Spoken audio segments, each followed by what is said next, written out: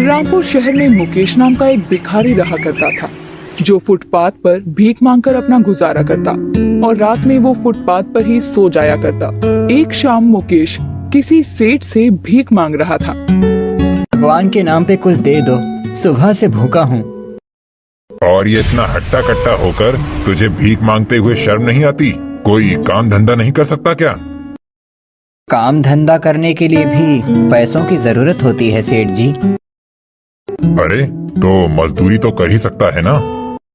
सेठ जी, मेरी एक किडनी खराब है, इसीलिए मैं ज्यादा मेहनत का काम नहीं कर सकता। तुम सारे भिखारी कोई काम नहीं कर सकते। हाँ, लेकिन एक काम बहुत अच्छी तरह से करना आता है, झूठ बोलना। क्योंकि अगर तुम झूठ नहीं बोलोगे तो तुम्हें भीख कैसे मिलेगी? नहीं सेठ जी, मैं झूठ नहीं बोल रहा। मैं और भिखारियों की तरह नहीं हूँ। ओ, और भिखारियों की तरह नहीं हूँ, उससे क्या मतलब है? तुझमें क्या हीरे जड़े हुए हैं? चल भाग यहाँ से। एक तो वैसे भी मेरा दिमाग खराब है, मैंने जो शेयर खरीदे थे उसका भाव वैसे भी अचानक गिर गया है। कौन सी कंपनी के प्रोडक्ट के शेयर खरीदे थे? अच्छा, तो अब मेरे इतने बुरे दिन आ गए हैं। मैं फुटपाथ पर भीख मांगते हुए भिखारी को बताऊंगा कि मैंने कौन सी कंपनी के शेयर खरीदे हैं। चल भाग यहाँ से, भिखारी कहीं का। इतना बोलकर सेठ ने मुकेश को धक्का दे दिया। मुकेश फुटपाथ पर मुंह के बल जा गिरा। सेठ अपनी कार में बैठकर गुस्से से वहां से चला गया। मुकेश की आंखों में आंसू आ गए, उसके सर से खून बहने लगा।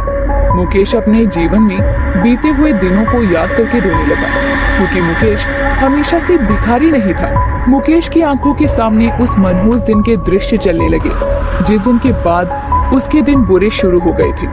5 साल पहले की बात है। मैं आज आखिरी बार तुमसे मिलने आई हूँ मुकेश। इसके बाद मैं फिर तुम्हें दोबारा कभी नहीं मिलूंगी, क्योंकि मैं अर्जुन से शादी कर रही हूँ। ये कैसी बात कर रही हो तुम नंदिनी? तुम मुझसे बहुत प्यार करती थी। हाँ, जब तुम एक बहुत बड़ी कंपनी में काम करते थे, लेकिन तुम्हारी कंपनी ने तो तुम्हें धक्के मारकर बाहर निकाल दिया और उनका आरोप है कि तुमने कंपनी के पैसों की हेराफेरी की है। मुझ पर झूठा आरोप लगाया है और ये बात मैं बहुत जल्दी साबित कर दूंगा। मुझे इस बात से कोई फर्क नहीं पड़ता। मुझे फोन करने की कोशिश भी मत करना। इतना कहकर नंदिनी वहाँ से चले। तभी मकान मालिक जगमोहन वहाँ आ धमका और मुकेश की ओर गुस्से से देखता हुआ बोला, तो पिछले 6 महीनों से किराया नहीं दिया है मुकेश। या तो अभी किराया दो या तो इसी वक्त मकान को खाली करो। ये कैसी बात कर रहे हैं आप? 2 महीने पहले जब मैं आपको किराया दे रहा था तब आप मुझसे बोल रहे थे कि जब तुम्हारी मर्जी हो तब किराया दे देना। तब मुझे नहीं पता था कि तुम चोर हो, लेकिन अब मैं जानता हूँ कि तुम्हारा दिवालिया निकल गया है और तुम सड़क पर आ गए हो। देखिए, मेरे पास इस वक्त भी पैसे नहीं हैं। अगर आप मुझसे ये घर भी छीन लेंगे तो मैं कहाँ जाऊँगा? आप मुझे कुछ दिन की मोहलत और दे दीजिए। तो मैं 1 हफ्ते की मोहलत और देता हूँ। या तो 6 महीने का किराया चुका देना, नहीं तो अपना इंतजाम कहीं और कर लेना। तभी सेठ वहाँ से गुस्से से चला गया। मुकेश बुरी तरह से परेशान हो गया। दरअसल मुकेश जिस कंपनी में काम करता था, उस कंपनी का मैनेजर मुकेश की ईमानदारी से अंदर ही अंदर बहुत जल रहा था। वो मैनेजर कंपनी के पैसों में हेराफेरी करता था। एक दिन मुकेश ने जब उसे रंगे हाथों पकड़ लिया तो उस मैनेजर ने उल्टा मुकेश पर ही आरोप लगाकर उसे कंपनी से बाहर निकलवा दिया। मुकेश के सारे खाते कंपनी ने सीज कर दिए। मुकेश सड़क पर आ गया। मुकेश के सड़क पर आने के बाद उसकी गर्लफ्रेंड नंदिनी भी मुकेश को छोड़कर चली गई और अब सेठ मुकेश को धमकी देकर गया था कि 1 हफ्ते के अंदर वो मकान को खाली कर दे।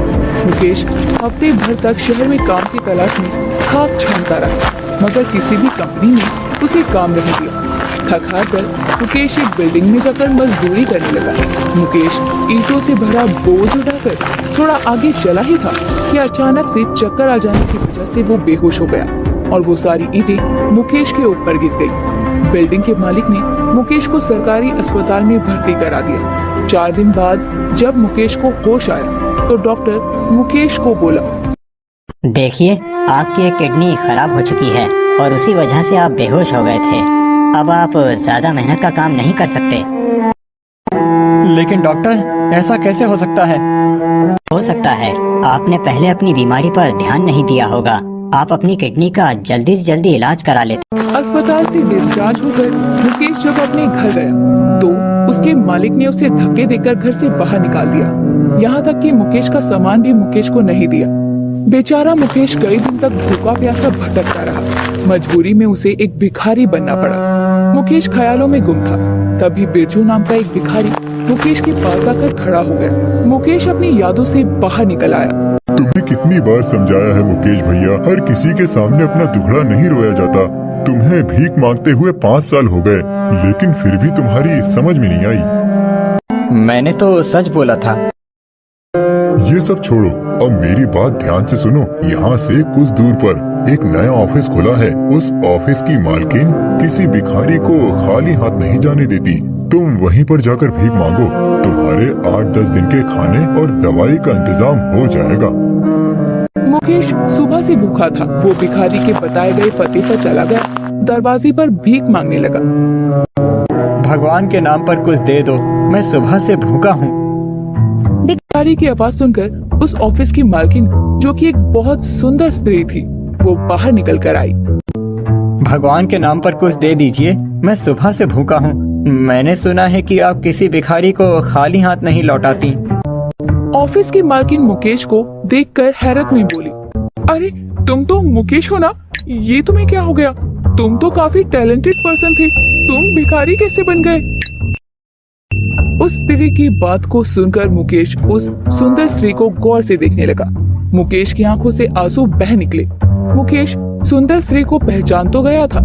सुंदर स्त्री कोई और नहीं बल्कि उसकी ऑफिस की ही दोस्त पूजा थी। आपको कोई गलतफहमी हुई है, मेरा नाम मुकेश नहीं है। झूठ मत बोलो, मैं तुम्हें कैसे भूल सकती हूँ? तुम मुकेश हो, मेरी दोस्त। मैंने तुम्हें कहाँ कहाँ तलाश नहीं किया। तुम्हारा फोन भी बंद जाता था। तुम्हारे घर गई तो वहाँ कोई दूसरा किराएदार था। मुकेश, तुम्हारे साथ ऐसा क्या हो गया जिसने तुम्हें ऐसे भिखारी बनने पर मजबूर कर दिया? मुकेश ने रोते हुए अपने साथ बीती सारी घटना पूजा को बता दी। मुकेश की दुख भरी दास्तान सुनकर पूजा की आंखों में भी आंसू आ गए। मुकेश, तुम तो पढ़े लिखे हो, कुछ भी कर सकते हो।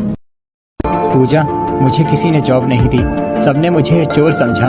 फिर एक्सीडेंट के बाद डॉक्टर ने मुझे बताया कि मेरी किडनी भी खराब हो चुकी है। मैं मेहनत मजदूरी भी नहीं कर सकता था। इस पापी पेट के लिए इंसान क्या नहीं करता।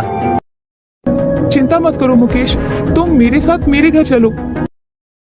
मुकेश ने बहुत मना किया, लेकिन पूजा जबरदस्ती अपने घर उसे ले आई। पूजा का पति राहुल मुकेश को देखते हुए गुस्से में बोला, ये क्या पूजा, अब तुम भिखारियों को भी घर पर लाने लगी? ये भिखारी नहीं है, मेरा दोस्त मुकेश है राहुल, जिसके बारे में मैंने तुम्हें बताया था। अरे तो इस वक्त तो भिखारी है ना, इसे धक्के मारकर यहाँ से तुम निकालती हो या मैं खुद निकालूं? मैं किसी भिखारी को अपने घर में नहीं रख सकता। तुम मुकेश के टैलेंट को नहीं जानते हो राहुल। मुकेश हमारे बहुत काम आ सकता है। तुम्हें नहीं पता, किसी जमाने में मुकेश शेयर मार्केट में किंग के नाम से जाना जाता था। हर कंपनी इसे लेना चाहती थी। वो कल की बात है पूजा, आज ये भिखारी है, यही सच्चाई है। राहुल ने मुकेश को घर से निकाल दिया।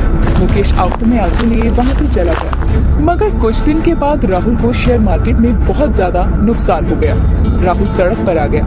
राहुल सर पकड़े सोफे पर बैठा हुआ था कि तभी पूजा उसके पास आकर बोली, देखा तुमने, वक्त किसी का भी बुरा आ सकता है राहुल। शायद तुम सही कह रही हो पूजा। जब से मैंने मुकेश को घर से निकाला है, तब से मेरा नुकसान पर नुकसान हो रहा है। नुकसान तुम्हारा इस वजह से नहीं हो रहा कि तुमने मुकेश को घर से बाहर निकाला, बल्कि इस वजह से हो रहा है कि तुम शेयर मार्केट को सही से समझ नहीं पा रहे हो। अभी भी वक्त है, मुकेश हमारी मदद कर सकता है। वो बहुत टैलेंटेड है। ये बात अलग है राहुल कि उसके वक्त ने उसे भिखारी बना दिया है। पूजा राहुल के कहने पर मुकेश को घर ले आई। मुझे माफ कर दो मुकेश, मुझे तुम्हारे साथ बुरा व्यवहार नहीं करना चाहिए था। आज से तुम मेरे साथ ही रहोगे और मेरे साथ ही काम करोगे। और हाँ, अपना हुलिया सही कर लो। राहुल ने मुकेश को नए कपड़े लाकर दिए और उसका हुलिया भी अब बदल चुका था। वो राहुल के ऑफिस में राहुल के साथ काम करने लगा। कुछ ही दिनों बाद राहुल का शेयर मार्केट में जो नुकसान हुआ था, उस नुकसान की भरपाई मुकेश के टैलेंट की वजह से आसानी से हो गई। तुम सही कह रही थी पूजा। मुकेश, तुम तो वाकई बड़े टैलेंटेड हो। आज से तुम मेरी कंपनी के पार्टनर बनकर काम करोगे। ये आप क्या कह रहे हैं? बिल्कुल सही कह रहा हूँ मैं। मैंने तुम्हारे लिए कंपनी से एक नए बंगले की बात भी की है। देखते ही देखते मुकेश शेयर मार्केट पर छा गया। कुछ ही महीनों में मुकेश के पास पैसों का ढेर लग गया। मुकेश ने अपना इलाज अमेरिका में जाकर करवाया और वो फिट भी हो गया। उसके पूरे दिन भी खत्म हो चुके थे और देखते ही देखते एक भिखारी बेहद अमीर आदमी बन